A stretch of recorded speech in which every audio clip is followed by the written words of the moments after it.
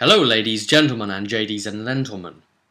Right, on this one we are going to talk about scenery and what I've just newly discovered as an interesting source for it.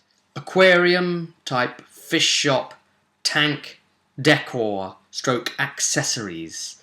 The sort of things that would look miniature that your fish can go to and interact with, or just make the aquarium look nice, but might well be the perfect size for your miniatures in your wargaming, or for whatever else you're using it for. Maybe it's in your role-play gaming as well, and you like putting scenery out. You don't just draw the flat map up on whatever, whiteboard, vinyl, or whatever it be.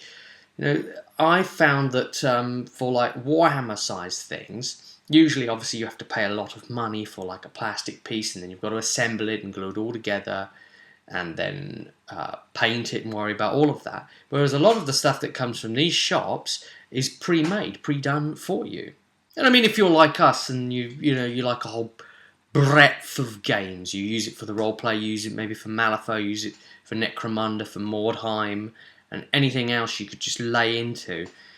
Even for the bigger battle games, 40k fantasy or whatever.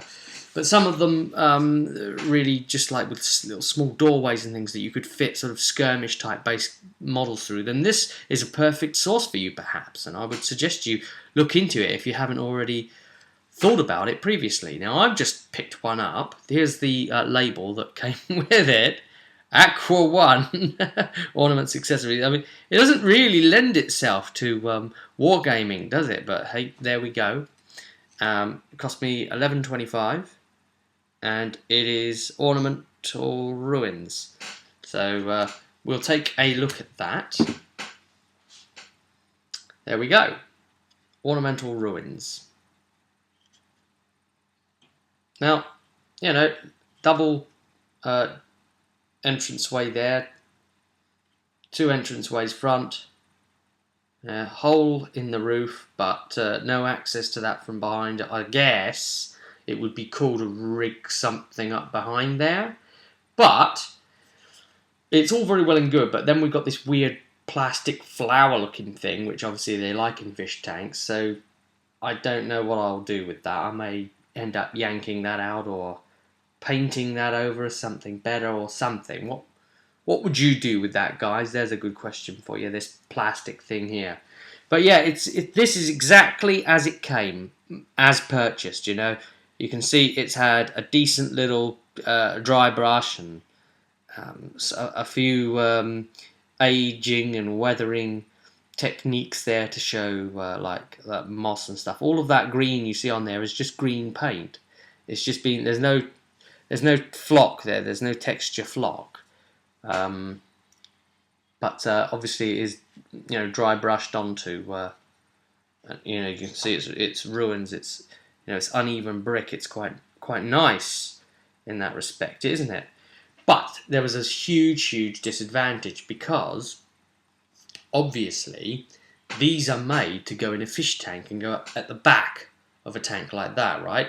So you aren't supposed to be able to go around behind it normally. But in wargaming, you want to be able to go behind it because you want to pop through the door, come out the other side, or come through here and fire at the other person while taking cover, right? I see you! I can shoot! Right? Now, because it wasn't made to be seen from the back, you end up with these smooth problems. Like, this kind of smoothness that you'd find on the bottom of the thing, but round the back instead. Right? Round the back. It would be a completely different story. Now, it was much more smoother than this. Much more smoother. And what I've done is, I've bought some Citadel Texture Astro Granite. And I used the entirety of this pot. It's done for. Whacked it on with the biggest brush I've got, basically. And I don't know how well we can see it here, but you can see I've taken what was smooth as can be. I mean, you just imagine unnaturally smooth, even though the deviations of rock were there because they were moulded to be there for the other side somehow. I've given it, texture there. Because it was just not going to do it being as smooth as it was. It had to look like, it's broken away from something. Now, it still isn't gone as far as I would like it to, so I'm thinking about maybe getting another pot of this and doing another coat of it, or maybe a different solution. I've got some sand and that, and I could start going in heavy with that myself and just making my own batch of it. I don't know. Just an idea out there. This is the first of my aquarium type wargaming scenery acquisitions, and I wanted to share it with you, share my thoughts on what I've been doing with this Aqua 1 terrain piece. And, you know, if the fishmen of Aquapolis ever do get released, well, you know, I've got the head start. You know what I'm saying? Yes.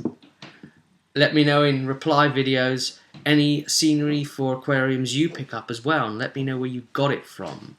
But until next time, I will see you at the table.